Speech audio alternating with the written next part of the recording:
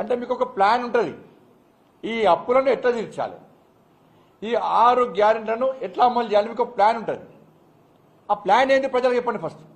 Congress party మళ్ళీ మీరు అసెంబ్లీని వేదికగా చేసుకొని బీఆర్ఎస్ పార్టీ అప్పులు చేసిందని చెప్పి బీఆర్ఎస్ పార్టీని బూచిగా చూపెట్టి మళ్ళీ మీరు 5 సంవత్సరాలు టైంపాస్ చేసే ప్రయత్నం దయచేసి చేయదు.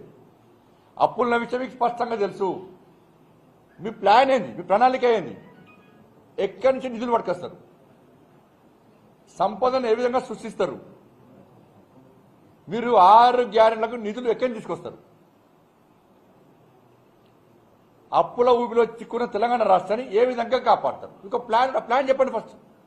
తెలంగాణ ప్రజలు ఇలా కన్ఫ్యూజన్లో ఉన్నారు, బాధల్లో కష్టాలు ఉన్నారు. గతంలో ప్రభుత్వం హామీలు ఇచ్చి మొత్తం మా బతుకులు నాశనం చేసింది. ఏ ఒక్క హామీ నెరవేర్చలే. మా ఒక్కొక్కరి పేరు మీద 1,60,000 అప్పు చేసింది. మేము నమ్మి కాంగ్రెస్ పార్టీకి ఓటిస్తాం. కాంగ్రెస్ పార్టీ ఇప్పుడు కూడా ఇంకా స్పష్టం చేస్తలేదు. ఇంకా బీఆర్ఎస్ పార్టీని బూచిగా చూపెట్టి అప్పులు చేసిందని చూపెడతారు. వాళ్ళు అప్పులు చేసిన అంటే వాళ్ళకి గుణపాఠం చెప్పినాం. ఇవాళ మీకు అధికారం ఇచ్చినాం. మీరు ఏ విధంగా అప్పులు తీరుస్తారు, ఏ విధంగా 6 గ్యారెంటీలు అమలు చేస్తారు, ఏ విధంగా తెలంగాణ రాష్ట్రాన్ని అభివృద్ధి బాటలోకి తీసుకొస్తారు, నిధులు ఎక్కడి నుంచి సమకూరుస్తారని చెప్పి విషయాన్ని స్పష్టం చేయాల్సిన బాధ్యత కాంగ్రెస్ పార్టీ ప్రభుత్వం మీద ఉంది. ఈ మళ్ళా బీఆర్ఎస్ పార్టీని మీరు తిట్టుడు, బీఆర్ఎస్ పార్టీ మిమ్మల్ని తిట్టుడు, వాళ్ళు అప్పులు చేయాలన్నాడు, మీరు అప్పులు చేసిన విషయం స్పష్టం చేయాలి. బీఆర్ఎస్ పార్టీ ఎంత మొత్తుకున్నా వాళ్ళు ఇవ్వాలి. మరిగా వాళ్ళు అప్పులు చేసారు కాబట్టి చేతికిచ్చారు కాబట్టి మీకు అధికారం ఇచ్చారు. మరి మీరు ఎట్లా తెలుస్తారు?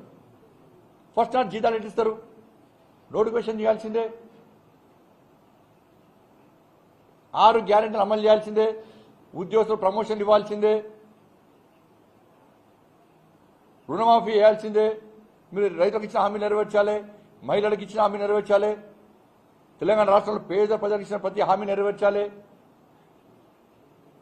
అన్ని సంస్థలను కాపాడాలి, అన్ని సంస్థల వాళ్ళ సభ్యులకు ఇచ్చిన హామీ నెరవేర్చాలి. కాబట్టి ఎట్లా నెరవేరుస్తారో మీ ప్లాన్ ఏంది, మీ ప్లాన్ ఏదో చెప్పాలి. ఎందుకంటే మళ్ళీ మీకు వాళ్ళు అప్పు లేరు, అప్పుల్లో పోయి మళ్ళీ అప్పుల్లో పోయి అప్పు అడిగితే,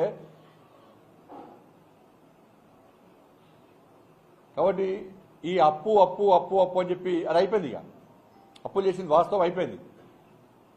కాబట్టి మళ్ళీ ఏ విధంగా మీరు తెలంగాణ రాష్ట్ర ప్రజలకు భరోసా నింపడము, పెట్టుబడులు తెలంగాణ రాష్ట్రానికి రావాలంటే కూడా మీ ప్లాన్ చెప్పాలి. ఎస్, తెలంగాణ రాష్ట్రం అప్పుల పాలైంది, మేము తెలంగాణ రాష్ట్రాన్ని ఈ విధంగా కాపాడతాం, మాకు ఈ విధంగా సోర్సెస్ ఉన్నాయి, మాకు మేము నిధులు సమకూర్చుకుంటున్నాం. కాబట్టి పెట్టుబడులకు రండి అని చెప్పించి అనేక కంపెనీలను ఆహ్వానిస్తే వాళ్ళకు నమ్మకము, ఒక భరోసా, ఒక విశ్వాసం కుదురుతుంది. కాబట్టి ఓల్కోలు తిట్టుకునే ప్రయత్నం చేయకుండా ఒక భరోసా, విశ్వాసం కల్పించే విధంగా కాంగ్రెస్ పార్టీ ప్రయత్నం చేయాలని చెప్పి ఇలా భారతీయ జనతా పార్టీ డిమాండ్ చేస్తున్నది.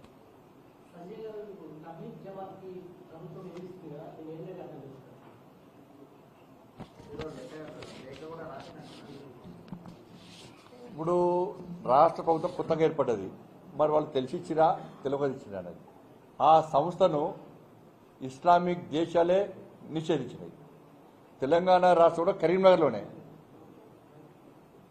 కోవిడ్ను వ్యాపింపజేసిందే వాళ్ళు. అప్పుడే అనేక విషయాలు బయటకు వచ్చినాయి. వాళ్ళు ఎందుకు వచ్చిర్రు, ఎట్లా వచ్చిర్రు, ఎవరి కోసం వచ్చిర్రు అని చెప్పి ఒక ప్రశ్నార్థకంగా మారింది. అనేక విషయాలు బయటకు వచ్చినాయి. అది అన్న సేవా సంస్థనా? అది దేశభక్తులను తయారు చేసే సంస్థనా? అది ప్రజలకు ఉపయోగపడే సంస్థనా?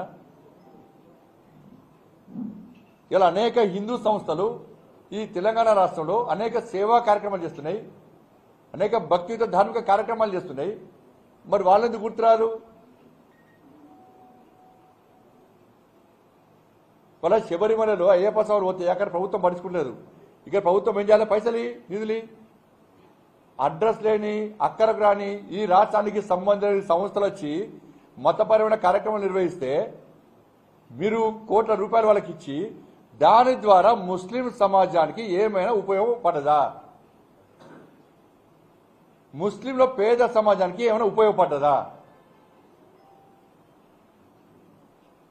అది తీవ్రవాదులను తయారు చేసే సంస్థ, ఉగ్రవాదులను తయారు చేసే సంస్థ. ఇస్లామిక్ దేశాలకే ఇష్టం లేని వాళ్ళు ప్రోత్సహించని వాళ్ళు పట్టించు